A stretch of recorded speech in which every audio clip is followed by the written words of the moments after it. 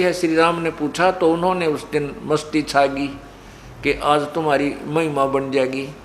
उन्होंने कहा हाँ जी, हमारे हाथ से कोई भी पत्थर भी नहीं डूबते, लोहे की स्टील की वस्तु भी नहीं डूबती, सब तैर जाती है। श्री राम ने कहा भी एक परीक्षण करवाइए, परीक्षा दीजिए, कोई पत्थर उठाकर डालिए। अब उस दिन नल और नील मार खा गए, भूल कर गए, उन्होंने परमात्मा याद नहीं किया और उठा के पत्थर और रख दिए। अहम था उनके अंदर, उस दिन अभिमान घर कर गया था। उस अभिमान दृष्टिकोण से, महिमा की भूख के कारण उन्होंने वो पत्थर रखे, पानी में डूब गए, जल में तैरे नहीं। नल ने भी रखा, नील ने भी रखा, फिर एक एक और रखा, एक एक और रखा। उनका वहम सा हो गया कि रोज तेरा करते आज क्या बात होगी।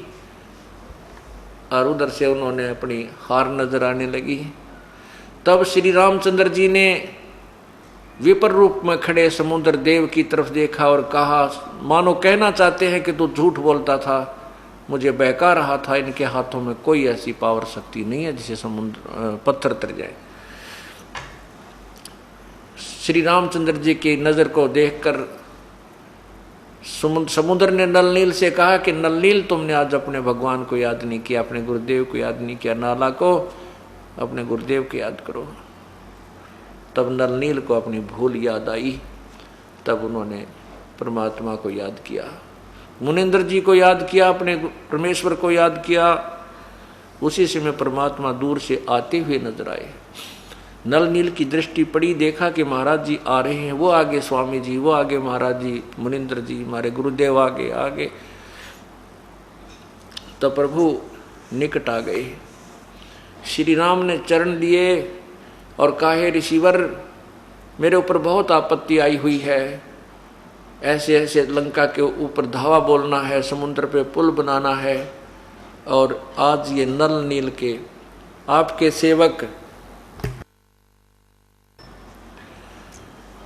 आपके सेवक नल नील के हाथों से भी पत्थर नहीं तैर रहे हैं। परमात्मा बोले, अब इनके हाथों से कभी पत्थर नहीं तैरेंगे, कोई भी वस्तु नहीं तैरेगी, क्योंकि ये अपनी औकात भूल गए।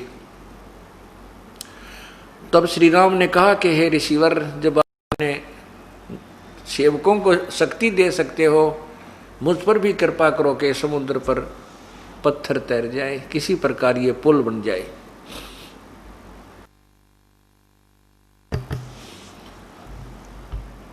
तब परमात्मा मुनिंद्र जी ने अर्थात कबीर देव ने कहा कि मैं इस बहुत बड़े एक पहाड़ था वहाँ पास में ही, उसके चारों तरफ एक रेखा लगा दी है।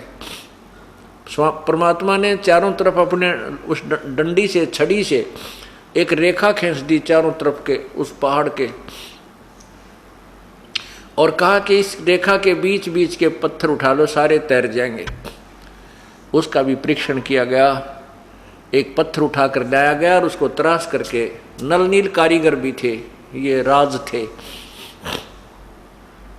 उन्होंने उसकी काटा पीटी करके और समुद्र पर श्री राम ने अपने हाथ ने रखा तो वो तैरने लग गया, औरों ने भी रखा तो वो भी तैरने लग गया, जो भी ला कर उठा के लाया वही तैरने लग गया। तब जी में जी आया और मुनिंद्र जी का शुक्र मनाया। राम और लक्ष्मण ने भगवान मुनिंद्र जी के चरण छुए और कहा, ऋषि जी आपने बहुत उपकार किया। परमात्मा ने कहा, संत उपकारी ही हुआ करते हैं, परोपकारी होते हैं।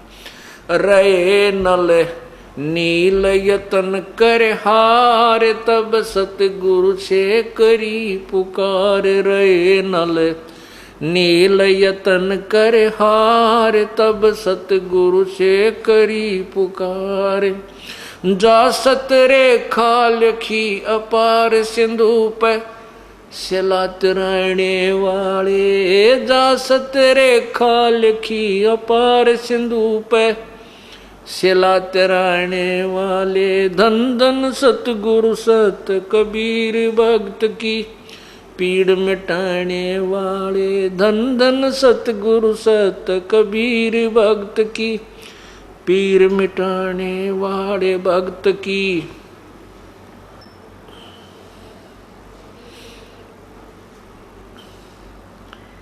ते धन धन सतगुरु सत कबीर भक्त की, पीड़ मिटाने वाले। अब पुण्यात्माओं, इस प्रकार समुद्र पर पुल बना और रावण का वध हुआ। अब क्या होता है, पहले हम सुना करते थे जैसे रामचंद्र जी ने विभीषण को लंका का राज्य दे दिया, रावण का बक्कल उतरा, उसका विनाश हो गया, सारे परिवार का नाश हो गया, मंदोदरी बची, विभीषण बचा। अब एक तो इस कथा से हमने ये शिक्षा मिली है कि जो भगवान शंकर जी का तमोगुण का उपासक था रावण, और कितनी कठिन तप कर बहुत ज़्यादा तप किया, अपने शीश तक चढ़ाकर लंका प्राप्त की, और वह रही भी कोई ना उसके पास। और पूर्ण परमात्मा की भक्ति करने वाला विभीषण ना इतना तप किया, केवल अपनी मर्यादा में रहता हुआ भक्ति की, उसको लंका का राज्य भी प्राप्त हो गया। उसके भाग्य में नहीं था, उस परमात्मा ने, कबीर परमेश्वर ने उसके भाग्य में लिख दिया, क्योंकि उसने उसकी साधना स्वीकार कर ली। अब कबीर परमात्मा कहते हैं, कबीर भगवान कहते हैं, जय तुझे राजपाट कुछ चाहिए तो मेरा इधर ले ध्यान। ध्यान धरण का अर्थ है कि मेरे में ही आस्था कर। जय तुझे राजपाट कुछ चाहिए, हमरा धर ले ध्यान, तेरे बाग में ना हो तो भी दे दूंगा। लेकिन साथ में इसके अवगुण भी बताता हूं कि यहां पर पूरी पृथ्वी का भी राज्य तुझे मिल जाए, और यदि आपके पास भक्ति नहीं है, सत साधना नहीं है, तो व्यर्थ है तेरे उस राज्य की प्राप्ति को।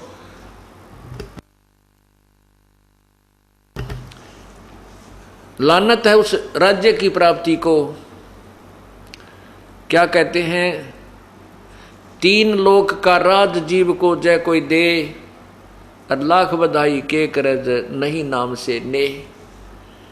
यदि तीन लोक का राज्य भी इस जीव को कोई दे दे, और यदि उसके पास सत्य भक्ति नहीं है, नाम में रुचि नहीं है, तो नो कहें क्या बधाई दे रहे उसको, वो तो अपना जीवन व्यर्थ कर रहा है। तो इस प्रकार परमात्मा बताते हैं कि ये राजपाट अच्छी चीज नहीं है, ये तुम्हें उलझा कर रख लेगा, इसमें पाप बहुत हो जाते। लेकिन राजा न्यायकारी हो, सतगुरु का उपदेशी हो, और प्रजा को अपने बच्चों की तरह पाले, कति अन्याय नहीं करते, अपना बेटा भी कोई गलती करता उसको भी सजा अवश्य दे, उसको भी उसके साथ भी न्याय हो, फिर वो राजा मार नहीं खाता, वो राज्य करते हुए भी परमात्मा प्राप्ति कर सकता। जैसे राजा अम्बरीश थे, उन्होंने जैसी भी साधना मिली थी, राज्य करते हुए भी उसने न्याय दिया, प्रजा सुखी रहती थी और अपने राजा को एक ऋषि की तरह जानती थी। लेकिन जैसी भी साधना की वो बहुत अच्छी प्राप्ति की उसने, पर तो फिर तभी हुआ जब वो परमात्मा के चरणों में गुरु नानक जी के रूप में आए थे। क्योंकि राजा अम्बरीश वाली आत्मा राजा जनक बने, राजा जनक वाली आत्मा फिर गुरु नानक देव जी हुए। फिर कबीर साहब की शरण में आए, उनको सतलोक दिखाया, तब श्री नानक जी को सचखंड ले गए और वहां से वापस छोड़ा, सब नानक जी का कल्याण हुआ। अब हम सुना, एक भक्त ने, जब ये दास गांव गांव में सत्संग करने जाता था, एक फौजी था, बड़ा नेक आत्मा, उसने उनके घर में ही पाठ होने लग रहा था, उसका भाई नाम ले रहा था, वो आया ही था छुट्टी, तो 2 दिन सत्संग सुनकर उसने पूछा कि हे महाराज जी, मैं आपसे एक प्रार्थना करता हूँ कि मैं रामायण पर बहुत विश्वास करता हूँ, मैं श्री राम का कट्टर पुजारी हूँ। मैंने रामायण को पढ़ा है, उसमें 2 बात खटक रही मेरे। एक तो ये खटक रही है कि उस लंका में सारे राक्षस थे, शराब पीनी है, मांस खानी है, और कोई भी सारे कुबद्दी इकट्ठे हो रहे थे। तो विभीषण और मंदोदरी के पास वो राम नाम की बात कितना आ गई, उनको ऐसा ज्ञान कहाँ से प्राप्त हो गया? सारी नगरी में 2 भगत थे। और दूसरी ये बात खटक रही है,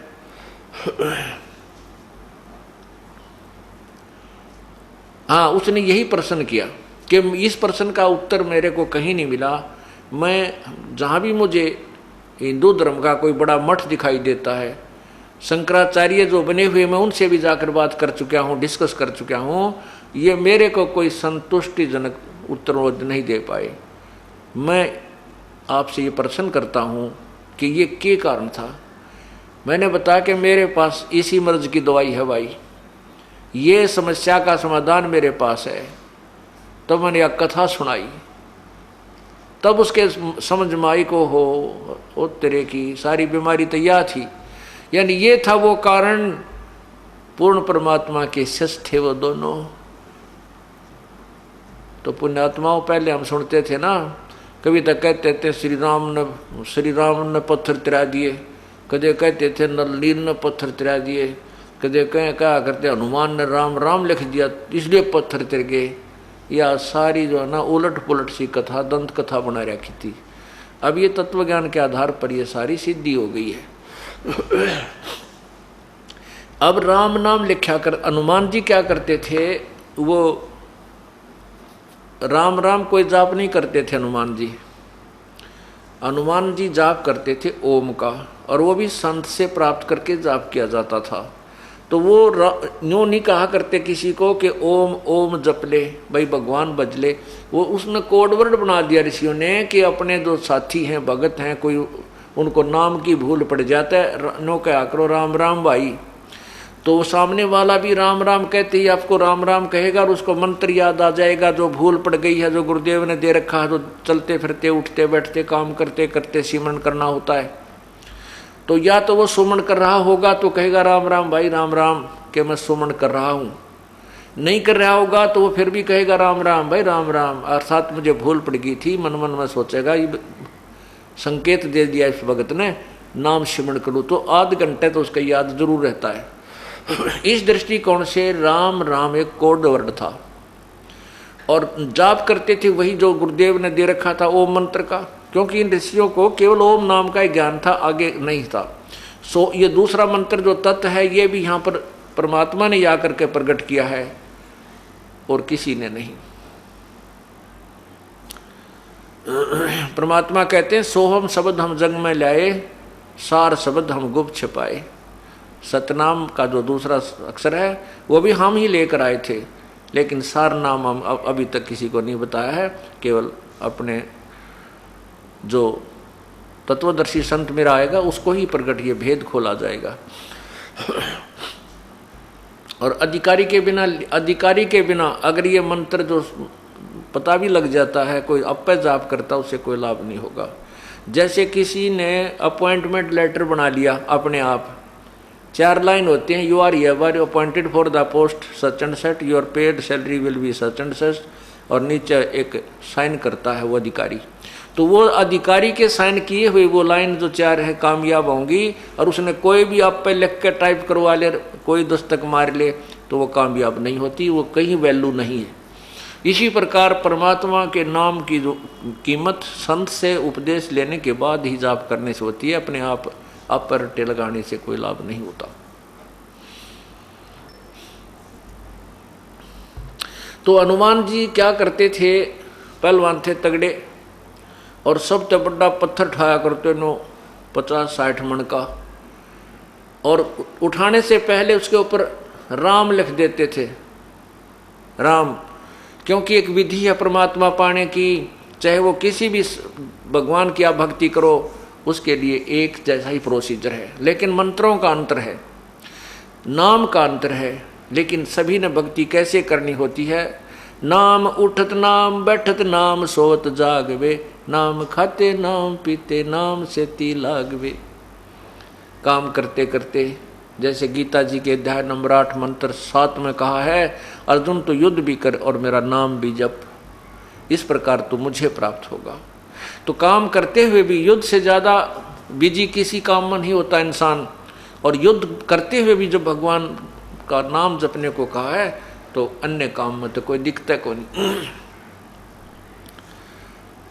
तो हनुमान जी क्या करते थे, उसके ऊपर पूरा बुड्ढा राम लिख देते थे और पत्थर ने अपना धर के कंधे पर और चल पड़ते थे कि सामने वाले जो पत्थर डालकर आ रहे होते हैं वो सामने देखते हैं उस पर राम लिखा है, तो वो सभी फिर अपना मन मन में वो सिमरन शुरू कर देते थे। इस दृष्टिकोण से हनुमान जी अपना नित्य कर्म भी कर रहे थे और पत्थर भी ढो रहे थे, लेकिन वो पत्थर तिरे थे उस परम पिता की शब्द शक्ति से, उनकी रजा से। ना श्री राम से तिरे, ना नलनील से तिरे, ना हनुमान से के उस राम नाम से तिरे।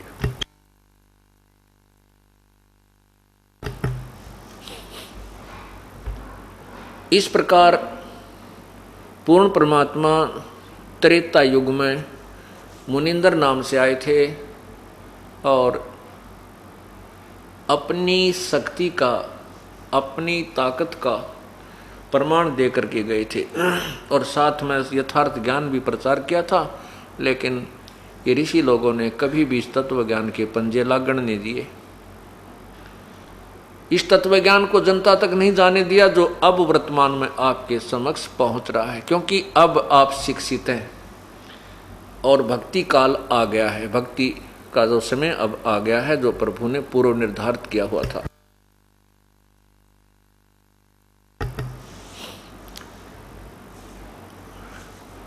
द्वापर युग में परमात्मा करुणा में नाम से आए थे। अब त्रेता युग में आपने सुना कि श्री राम रूप में जब विष्णु जी आए थे उन्होंने कितने कष्ट उठाए। अब श्री राम पूर्ण परमात्मा नहीं है, ये विष्णु जी के अवतार हैं, सतगुण विष्णु जी के अवतार थे और तीनों गुणों की भक्ति करने के लिए गीता जी में मना किया हुआ है। रजगुण ब्रह्मा, सतगुण विष्णु, तमगुण शिव जी। इन तीनों गुणों की भक्ति करने वालों को मूर्ख कहा है गीता जी में, और राक्षस स्वभाव को धारण किए हुए मनुष्यों में नीच कहा है। पुण्यात्माओं, ये दास अपनी ओर से नहीं कह रहा, अपने सदग्रंथों का एक निष्कर्ष निकाल कर यथार्थ जो कि तुम आपके समझ रख रहा हूं। आप बुद्धिमान हो, शिक्षित हो, आप स्वयं भी अपनी आंखों से देख सकोगे। अभी आपको गीता जी दिखाऊंगा, उससे पहले इसी विषय में कुछ दो बात बताना चाहता हूं। कबीर परमात्मा समझाया करते थे कि तुम नहीं मानते इस बात को कि हम मान लेते हैं कि तुम्हारे श्री रामचंद्र जिया ने समुद्र पर पत्थर तरा लिए और पुल बना लिया, इसलिए आपने इसको भगवान मान लिया। तो क्या कहते हैं भाई, समुद्र पाट लंका गयो सीता को भरतार, समुद्र पाट लंका गयो सीता को भरतार, अगस्त ऋषि ने सब पी लिए इनमें कौन करता रे। यदि आप लंका इस पुल के समुद्र के ऊपर का पुल बना लेने से यानी समुद्र को पाट देने मात्र से श्री रामचंद्र जी को भगवान मान रहे हो, तो अगस्त ऋषि ने तो सातों को एक ही घूंट में पी लिया था, तो इनमें कौन सा भगवान।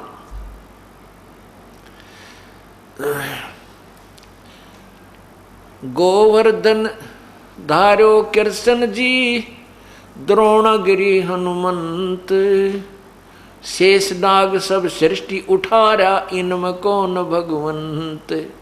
यदि आप श्री कृष्ण जी को इसी कारण से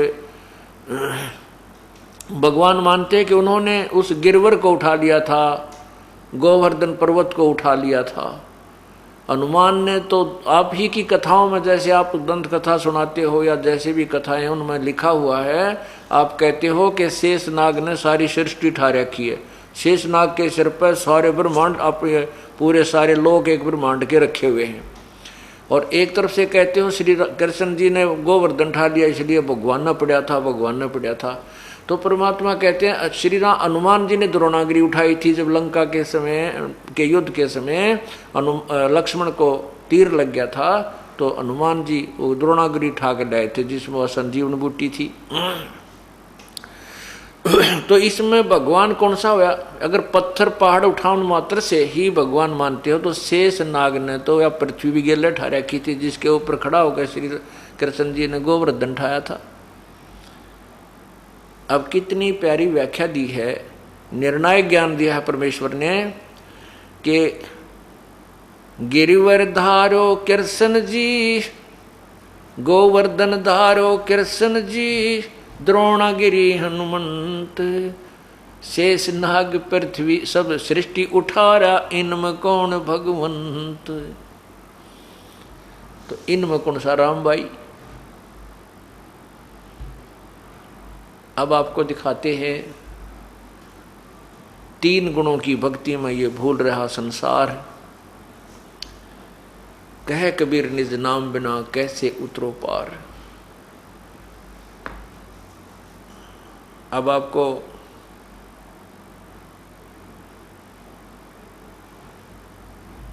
द्वापर युग में परमात्मा आए इसका प्रकरण सुनाएंगे और इसमें फिर आपको कुछ गीता जी का अंश दिखाएंगे।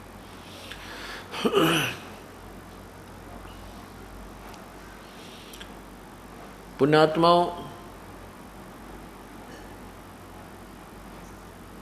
त्रेता युग में द्वापर युग में परमात्मा आए करुणा में नाम से। उसमें उन्होंने अपने ज्ञान का प्रचार किया। एक वाल्मीकि कुल में एक सुदर्शन नाम का भगत था और परमात्मा कबीर जी ने उस पुण्यात्मा को समझाया, उसके हृदय में यो ज्ञान समा गया। उस सुदर्शन जी ने परमात्मा से उपदेश ले लिया और खूब डट के भक्ति की। पुण्यात्माओं, आपने गीता जी को पढ़ा है, आपने गीता जी को पढ़ा है, अनुवादकर्ताओं ने अनुवाद भी कर रखा है। गीता जी की मूल संस्कृत ज्यों की त्यों है, वो वास्तविक ज्ञान है। अनुवादकर्ताओं ने जो अनुवाद किया है वो यथार्थ नहीं किया, उन्होंने लोकवेद के आधार पर किया है। अब उस भक्त ने, हाँ, जो एक प्रश्न और था मेरे दिमाग नहीं आया, मैं नहीं आया था, अब आ गया। उस फौजी ने उस गांव में ये प्रश्न और किया था कि द्वापर युग में पांडवों ने एक अश्वमेध यज्ञ की थी और उसमें एक शर्त रखी थी कि एक पंचायन शंख, एक शंख रख दिया था अलग से, और उसमें शर्त रखी थी कि जब उस समागम का समापन होगा यज्ञ का और उसमें भोजन करेंगे सभी संत भक्त, यदि वो शंख बज गया तो यज्ञ संपूर्ण होगी, अन्यथा अधूरी रह जाएगी, वह पूर्ण नहीं हुई, उनको लाभ नहीं मिलेगा पांडवों को। ये श्री कृष्ण जी ने कहा था। तो मेरे से कहा कि महाराज जी मैं इस बात से चक्कर काट रहा हूँ और किसी के पास से मेरे को उत्तर नहीं मिला इसका, कि उसमें लिखा है कि महाभारत में लिखा है कि श्री कृष्ण ने भी भोजन खा लिया, सभी वशिष्ठ मुनि जैसी तोब वहाँ बैठी थी उनने भी भोजन खा लिया, 9 नाथ 84 सिद्ध बैठे थे उनने भी भोजन खा लिया, श्री कृष्ण जी ने भी भोजन खा लिया, दुर्वासा जैसी तोब ने भी भोजन खा लिया, पर शंख नहीं बजा। एक वो सुदर्शन नाम का एक आया था साधु, उसके भोजन खाने से वो शंख बज गया। अब मैं प्रश्न करता हूँ भाई उस सुदर्शन में इसी शक्ति कितना आ गई जो श्री कृष्ण में भी ना थी, जिसको हम पूज रहे तो किसी मंडलेश्वर के पास ये जवाब नहीं था। वो कह देते थे श्री कृष्ण जी की लीला थी। अरे कमाल की बात है, श्री कृष्ण ने खुद रोटी खा ली, खाना खा लिया, जब वह लीला की कहाँ गई थी। मेरे यह बात गले नहीं उतरी, तब मैंने उसको ये कथा सुनाई कि पूर्ण परमात्मा ऐसे ऐसे आए थे, उन्होंने ये तत्व ज्ञान दिया था और इस सत्य नाम की भक्ति से ये भक्त में ऐसी सिद्धि शक्ति आ जाती है, ऐसी उनके अंदर भक्ति कमाई बन जाती है। तब उस भक्त ने उपदेश लिया, उस फौजी ने उपदेश लिया कि ये वास्तव में ये ज्ञान तत्व ज्ञान है और अभी तक हमें पूर्ण ज्ञान नहीं मिला था।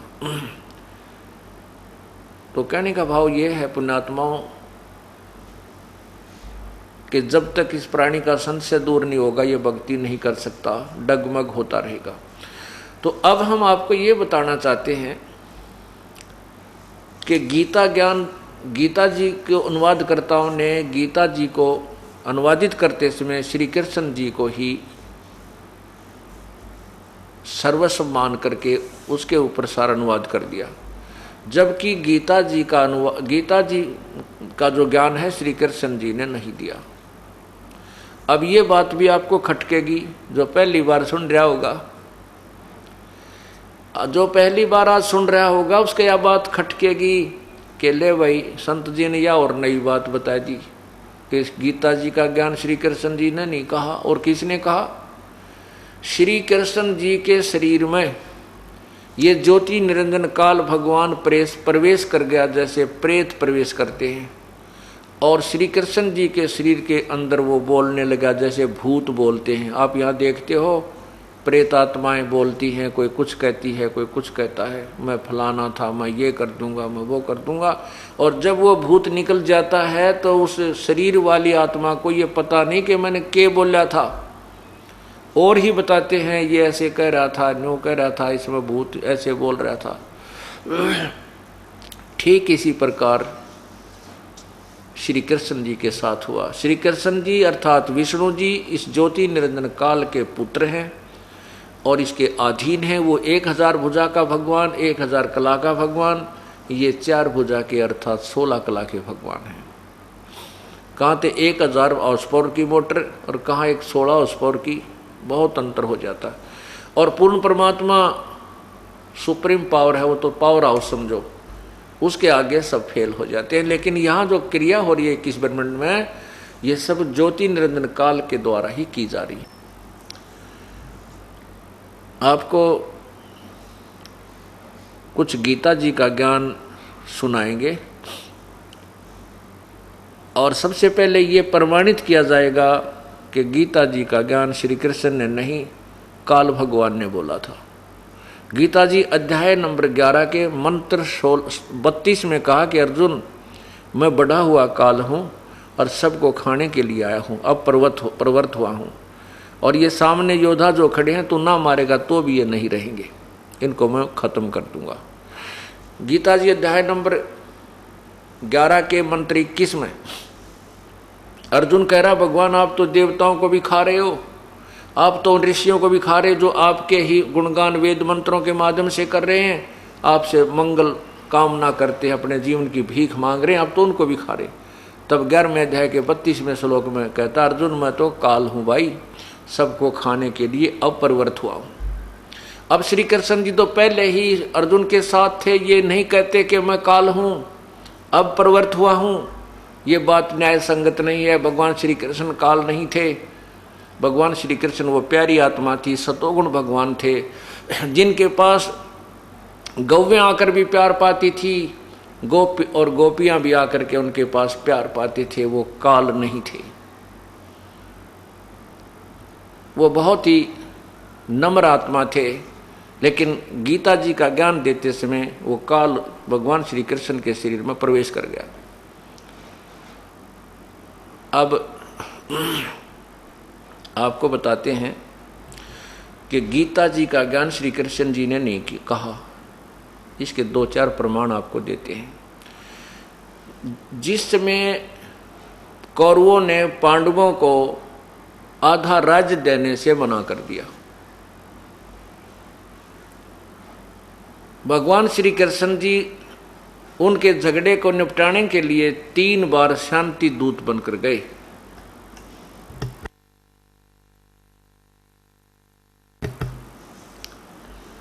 और जाकर शिक्षा देते थे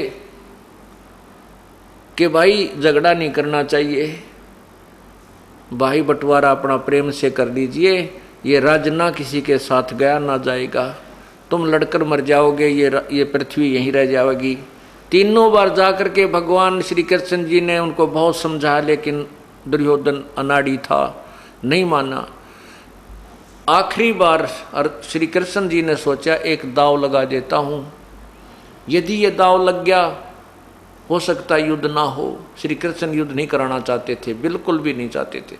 तो उन्होंने क्या दांव लगा कि ये पांडव मेरे रिश्तेदार हैं, क्योंकि अर्जुन के भगवान श्री कृष्ण की बहन सुभद्रा ब्याह रखी थी, उसका विवाह हुआ था।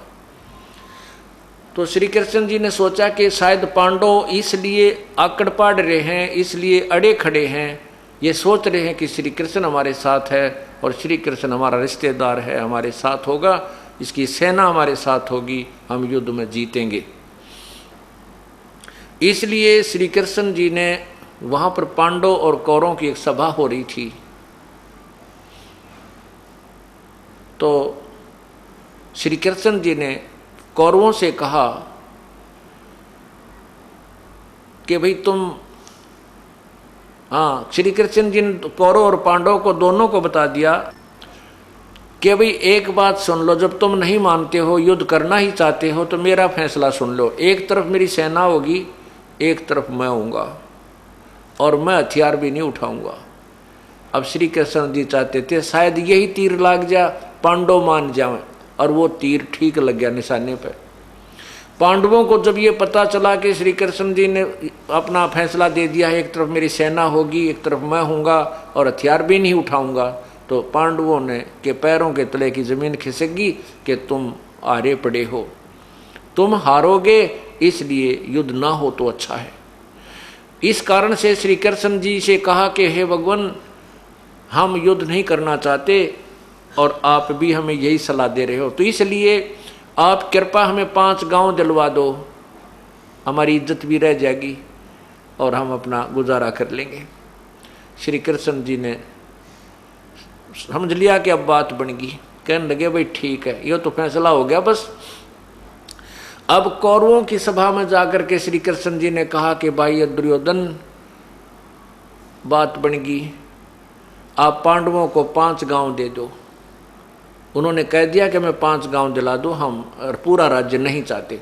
अब दुर्योधन ने सोचा भाई क्यों, पांडव तो डर गए, अब इनको कत्तिये खत्म कर दे, यहाँ से भाग जाए कि तब मांग कर खाओ, मजदूरी कर लेंगे। दुर्योधन नहीं माना, कहने लगे पांडवों के लिए तो सुई की नोक के समान भी जमीन नहीं है, यदि उनमें ताकत है तो युद्ध करके प्राप्त कर सकते हैं। उस समय श्री कृष्ण जी को भी गुस्सा आ गया। श्री कृष्ण जी ने कहा अरे दुर्योधन तू इंसान नहीं शैतान है, कहाँ आधा राज्य, कहाँ 5 गांव, अरे शैतान मान जा तू, मत ये नाश करावे। अब इस बात से दुर्योधन नाराज हो गया और अपने योद्धाओं से कहा, सैनिकों से, कि पकड़ लो श्री कृष्ण जी को और डाल दो कैद में। अब जो ही योद्धा लोग उठे तो श्री कृष्ण जी ने अपना विराट रूप दिखाया। उसकी चमक के अंदर सभी सैनिक घबरा गए, उनकी आंखें चुंदी आ गई, कोई सोफा के नीचे बढ़ गया, कोई कितना टक्कर मारा, श्री कृष्ण जी बाहर निकल गए। ये पॉइंट याद रखना पुण्यात्माओं कि यहां विराट रूप श्री कृष्ण जी ने दिखाया। गीता जी अध्याय नंबर 11 के मंत्र 47 में कहा कि अर्जुन ये मेरा विराट रूप है, 1000 भुजा दिखाई, तेजों में शरीर, लपट निकल रही है, जीभ निकाल रखी है, खा रही। कहता है कि ये मेरा विराट रूप है।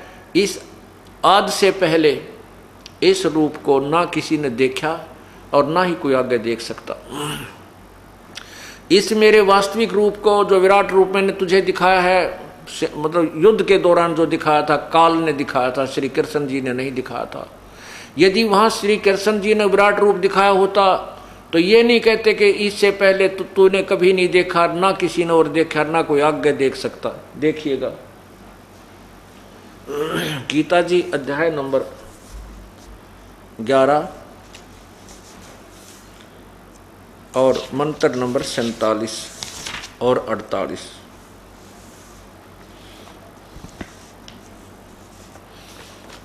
ये गीता जी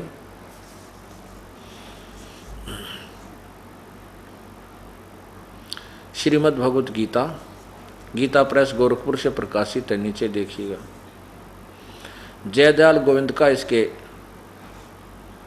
अनुवाद करता है। इसमें क्या लिखा है, ये 11वां मंत्र है। इधर देखिए 11वां अध्याय है, ये 47वां मंत्र यानी श्लोक। नीचे देखना, हे अर्जुन, अनुग्रह पूर्वक मैंने अपनी योग शक्ति के प्रभाव से यह मेरा परम तेजो में सबका आदि सीमा रहित विराट रूप तुझको दिखलाया है, जिसे तेरे अतिरिक्त दूसरे किसी ने पहले नहीं देखा था। अब क्या सिद्ध हुआ इससे कि गीता श्री कृष्ण जी ने नहीं बोला, गीता जी का ज्ञान श्री कृष्ण जी ने नहीं बोला।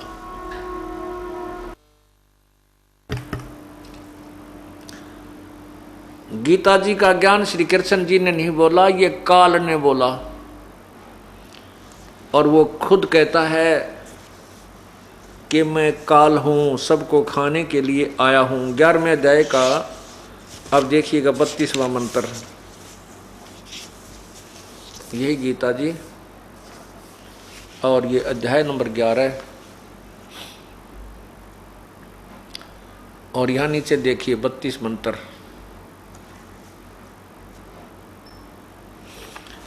ये देखिएगा 32 मंत्र। इसमें क्या लिखा है नीचे, तीनों लोकों का नाश करने वाला बढ़ा हुआ काल हूं, इस समय इन लोकों को नष्ट करने के लिए प्रवृत्त हुआ हूं। जो प्रतिपक्षियों की सेना में सचित योद्धा लोग हैं,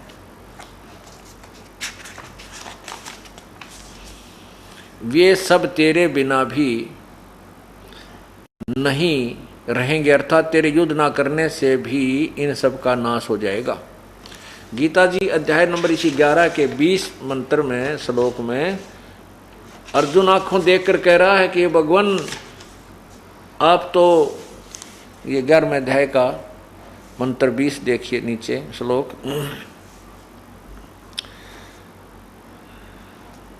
ग्यारहवें अध्याय का मंत्र 21 देखिए, ये 21 मंत्र है। यहाँ देखिएगा, वे ही देवताओं के समूह आप में प्रवेश करते हैं, कुछ भयभीत होकर हाथ जोड़कर आपके नाम और गुणों का उच्चारण करते हैं, तथा महर्षि और सिद्धियों के समुदाय कल्याण हो ऐसा कहकर उत्तम उत्तम स्तोत्रों द्वारा आपकी स्तुति करते हैं, और आप उनको भी खा रहे हो।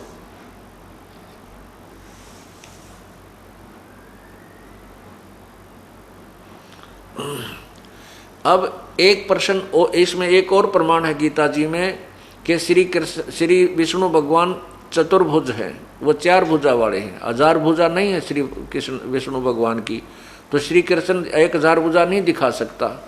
अब यहां लिखा है, अर्जुन कहता है 11वें अध्याय के 46वें श्लोक में कि हे सहस्र बाहु माने 1000 भुजा के भगवान। ये देखिएगा श्रीमद् भगवत गीता जी, और अध्याय नंबर 11 के नीचे आइएगा 46 नंबर श्लोक में, ये 46 नंबर श्लोक है। इसमें क्या लिखा है कि मैं वैसे ही आपको मुकुट धारण किए हुए,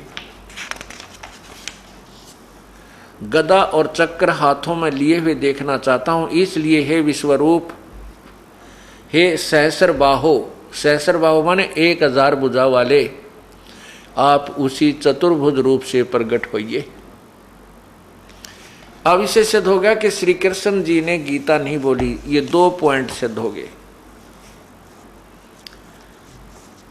अब तीसरा ये होता है, ये कहते हैं कि श्री कृष्ण जी ने अर्जुन से युद्ध इसलिए करवाया कि अर्जुन अक्षत्रिय धर्म का पालन नहीं कर रहा था, और यदि अक्षत्रिय धर्म का पालन नहीं करेंगे तो उनका जो कर्म नष्ट हो जाता है, उनको पाप लगता है।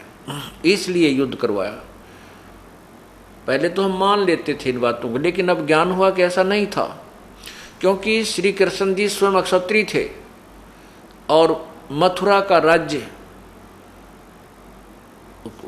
के राजा कंस को मारने के उपरांत वहां का राज्य अपने नाना जी को उग्रसेन को दे दिया था। उग्रसेन बहुत वृद्ध हो गए थे, उन्होंने सारी बागडोर अपने दोहते श्री कृष्ण जी को दे दी थी। उसी समय काल्यावन नामक एक राजा ने, जो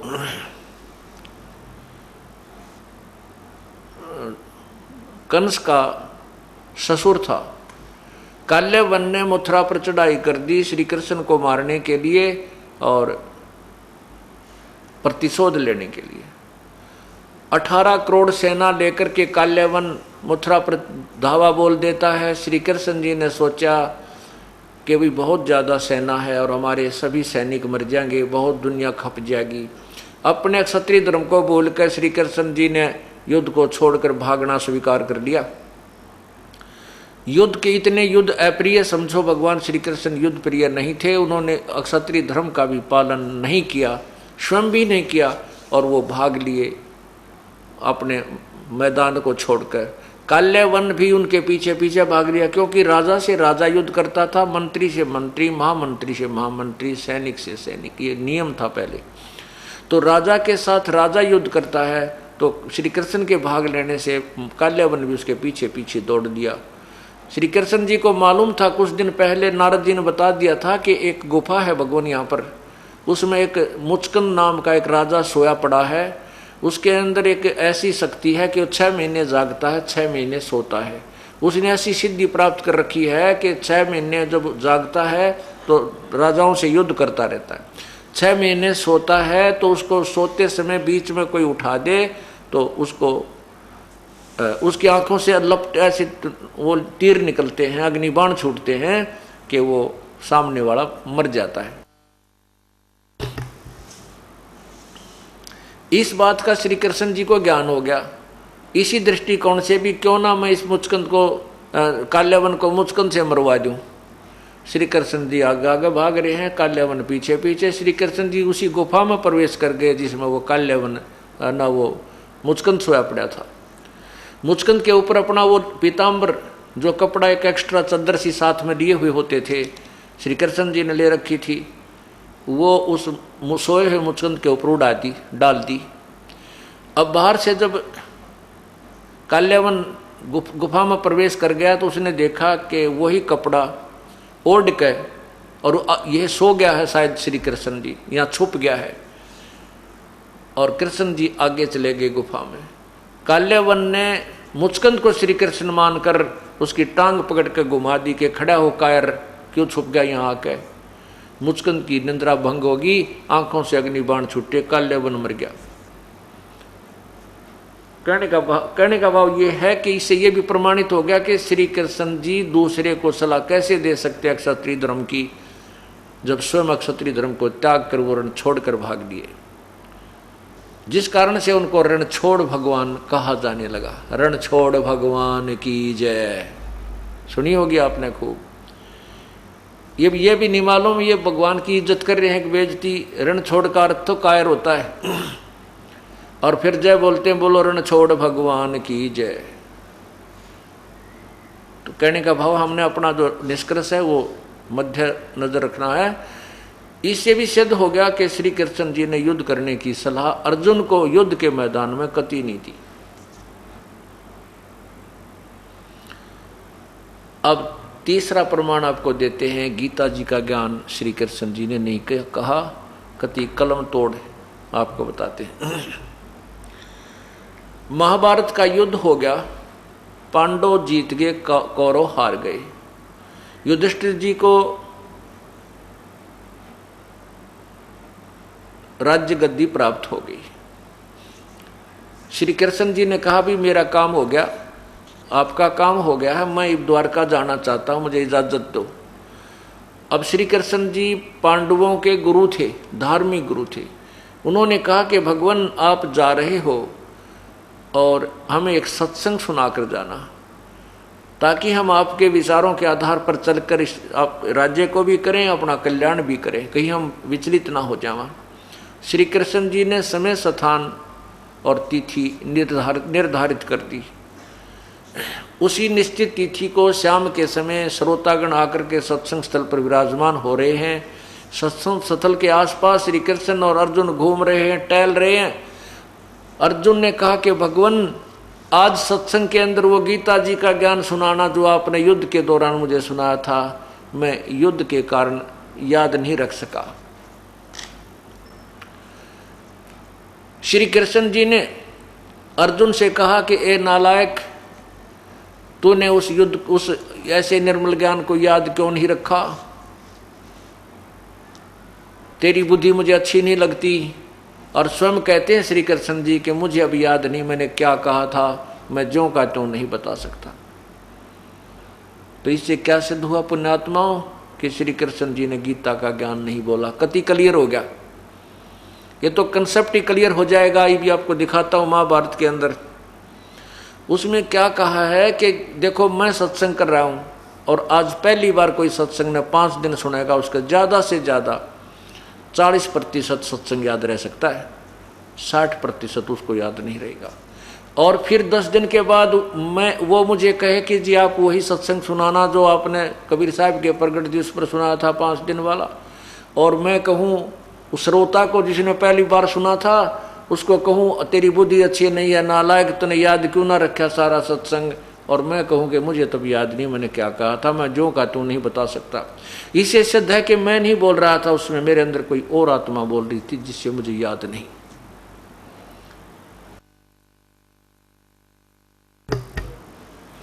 ये देखिएगा संक्षिप्त महाभारत,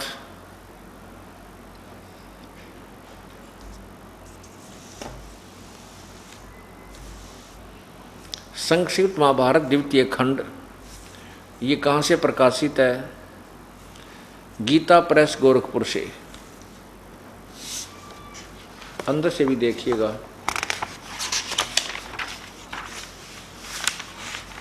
संक्षिप्त महाभारत द्वितीय खंड, और यहाँ से लिखा है संपादक तथा संशोधक जय दयाल गोविंद का। नीचे देखिए, गीता प्रेस गोरखपुर से प्रकाशित है। इसके पृष्ठ नंबर 667 पर यहाँ देखिए, विषय है अर्जुन का श्री कृष्ण से गीता का विषय पूछना और श्री कृष्ण का अर्जुन से सिद्ध महर्षि और कश्यप का संवाद। यहाँ देखना नीचे, जन्मे जी ने पूछने के बाद अब क्या बता है? वैश्पायन जी ने कहा, राजन श्री कृष्ण के सहित। हाँ, यह क्या पूछा है कि जन्मे जी ने पूछा, ब्रह्मन शत्रुओं का नाश हो जाने के बाद जब महात्मा श्री कृष्ण और अर्जुन सभा में बैठकर वार्तालाप कर रहे थे, उस समय उनमें क्या क्या बातचीत हुई? वैश्पायन जी ने कहा, राजन श्री कृष्ण के सहित अर्जुन ने जब अपने राज्य पर पूरा अधिकार प्राप्त कर लिया तो वे दिव्य सभा भवन में आनंद के साथ रहने लगे। एक दिन स्वजनों से घिरे हुए वे दोनों मित्र स्वेच्छा से घूमते घूमते सभा मंडप के ऐसे भाग में पहुंचे जो स्वर्ग के समान सुंदर था। पांडुनंदन अर्जुन श्री कृष्ण के साथ रहकर बहुत प्रसन्न थे। उन्होंने एक बार उस रमणीय सभा की ओर दृष्टि डालकर भगवान से यह वचन कहा, देवकी नंदन, जब युद्ध का समय उपस्थित था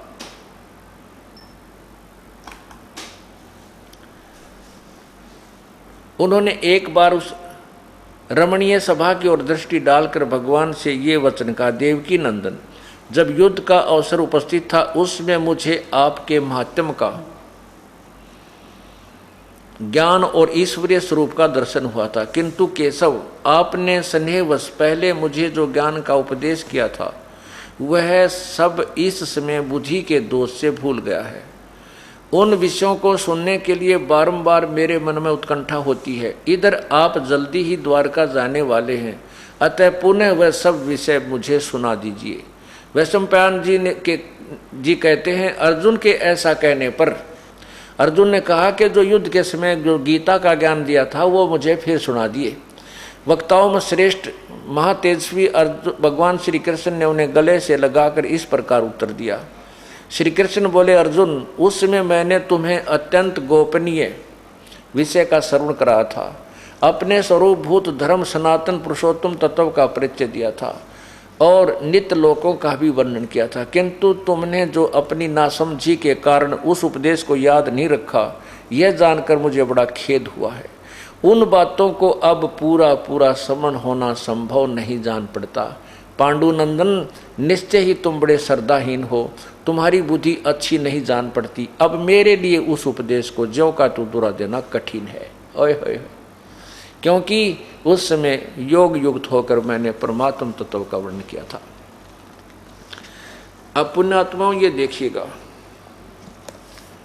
कि श्री कृष्ण जी कह रहे हैं कि वो जो गीता का ज्ञान मैंने तुझे सुना था, अब ज्यों का त्यों मैं नहीं बता सकता, अब मुझे तो योग युक्त होना पड़ेगा। और कहते तूने याद क्यों नहीं रखा, तू ना समझ है, तेरी बुद्धि ठीक नहीं, तू बुद्धिहीन है। इससे सिद्ध है कि श्री कृष्ण को कुछ भी नहीं पता था कि गीता जी का ज्ञान उसने मैं क्या बोला था। ये एक और प्रमाण आपको देते हैं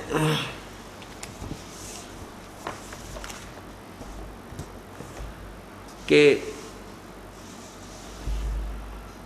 ये काल जो है बहुत छल छिद्र करता है।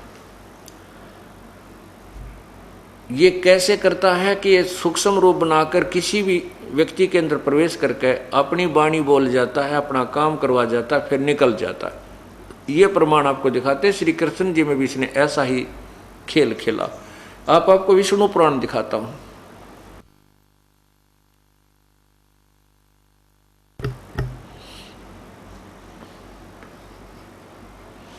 ये देखिएगा श्री विष्णु पुराण, श्री विष्णु पुराण नीचे देखिएगा, गीता प्रेस गोरखपुर से प्रकाशित है। इसके अनुवादकर्ता कौन है?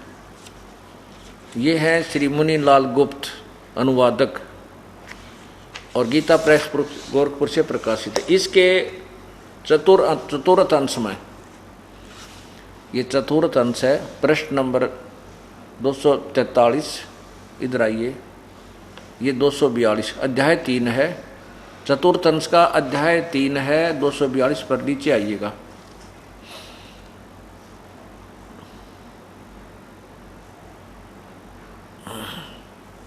यहाँ देखिएगा, इसका मैं पहले आपको थोड़ा सा वैसे सुनाता हूँ, फिर इसमें आसानी से पढ़ा जाएगा।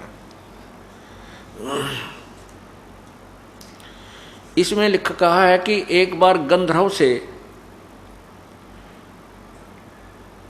गंधर्व के पराक्रम से अपमानित उन नागेश्वरों द्वारा स्तुति करने पर नागों की और गंधर्व का झगड़ा हो गया और गंधर्व ने नागों को अपमानित कर दिया। तो नाग देवता इकट्ठे होकर श्री विष्णु जी के पास गए, स्तुति की, विष्णु जी प्रकट हुए, फिर उनसे प्रार्थना की कि आप हमारी सहयोग दीजिए हमारा, कि हम इन गंधर्वों को जीत सकें। तो वो कौन प्रकट हुआ विष्णु रूप में? वो काल प्रकट हुआ, ज्योति निरंजन प्रकट हुआ, ब्रह्म प्रकट हुआ। उसने कहा कि तुम योनासव के पुत्र मानधाता का जो पुरुकुत्स नामक पुत्र है, पुरुकुतस, उसमें प्रविष्ट होकर मैं उन संपूर्ण दुष्ट गंधर्वों का नाश कर दूंगा। अब आपको दिखाता हूँ कथा, मैंने सिर्फ ये थोड़ा सा दिखाना चाहूँगा, इसलिए आपको मौखिक बताया। यहाँ देखना, इसी 242 पृष्ठ पे,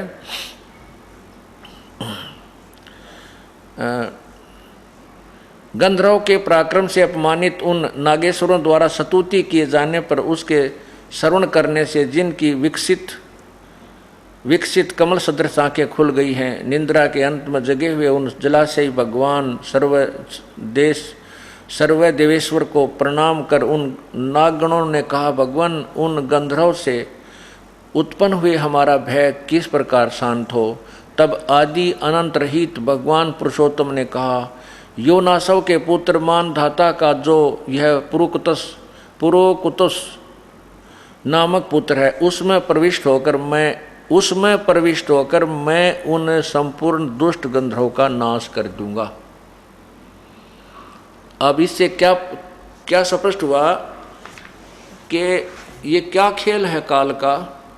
जो भी यहाँ ऋषि हैं, देवता हैं, ये सब भगवान विष्णु की उपासना करते हैं और विष्णु को इष्ट मानकर जब स्तुति करते हैं तो विष्णु रूप में युग काल प्रकट हो जाता है, ये ब्रह्म। और फिर इसी प्रकार गंधर्वों के सामने, नागों के सामने वही प्रकट हुआ। उन्होंने उसे याचना की कि मेरी रक्षा करो।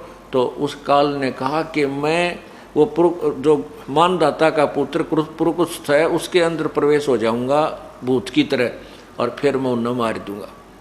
इससे सिद्ध हो गया कि ये काल श्री कृष्ण जी में भी ऐसे ही छल करके प्रकट हुआ और ये सब गीता का ज्ञान और महाभारत का ये आपस में विनाश करवा डाला, युद्ध करवा के लाखों लोग मरवा दिए। श्री कृष्ण जी ने युद्ध नहीं करवाया। अब इसी का एक और प्रमाण है, 233 पृष्ठ पर देखिएगा।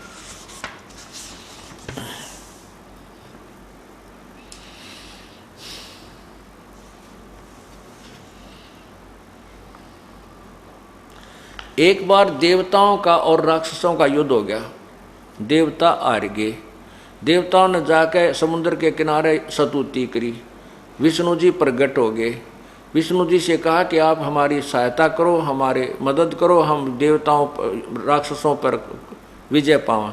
तब क्योंकि विष्णु प्रकट कौन हुआ, वो काल प्रकट हुआ, ब्रह्म प्रकट हुआ। उसने कहा कि तुम जाओ और राजऋषि ससाद का जो पुरंजय नामक पुत्र है, उस अक्षत्रिय श्रेष्ठ के शरीर में अंश मात्र से स्वयं अवतीर्ण होकर उन संपूर्ण दैत्यों का नाश करूंगा। यानी जो ससाद का जो पुत्र पुरंजय नामक है, उसके शरीर में मैं थोड़ी सी देर के लिए आऊँगा और इन सब राक्षसों ने मार दूंगा, तुम्हारी मदद। इस तरह युग काल उनमें प्रवेश होता है और अपनी लीला कर जाता और वो दिखा देता विष्णु रूप। लोग भ्रम पड़ जाते हैं कि श्री विष्णु जी आए थे, विष्णु जी ने मदद कर दी। ये गुप्त रहता है, इसने कसम खाई है कि मैं किसी के सामने नहीं आऊँगा, उसने प्रतिज्ञा की हुई है। ये श्री विष्णु पुराण नीचे देखिए। और ये है वही चतुर्थ अंश, अध्याय नंबर 2 और ये प्रश्न नंबर 233। नीचे आइएगा, यहाँ पर आइएगा। तब आदि अंत शून्य अशेष जगत पतिपालक श्री नारायण ने देवताओं से प्रसन्न होकर कहा, आप लोगों को कुछ भी अभिष्ट है वह मैंने जान लिया है। इसके विषय में यह बात सुनिए। राज ऋषि ससाद का जो पुरंजय नामक पुत्र है, उस अक्षत्रिय श्रेष्ठ के शरीर में मैं अंश मात्र से स्वयं अवतीर्ण होकर उन संपूर्ण दैत्यों का नाश करूंगा। अतः तुम लोग पुरंजय को दैत्यों के वध के लिए तैयार करो। यानी तुम उसने बढ़ा कर ले आओ पुरंजय ने, और मैं फिर थोड़ी सी देर के लिए उनमें प्रवेश करूंगा और उन राक्षसों को मार दूंगा, थारा काम बन जाएगा। तो ये सलछिद्र काल के हैं। ये काल बली ऐसे खेल खेलता है कि प्राणी समझ भी नहीं पाते, यूँ करके गया। अब गीता जी के ज्ञान को जब आप सुनोगे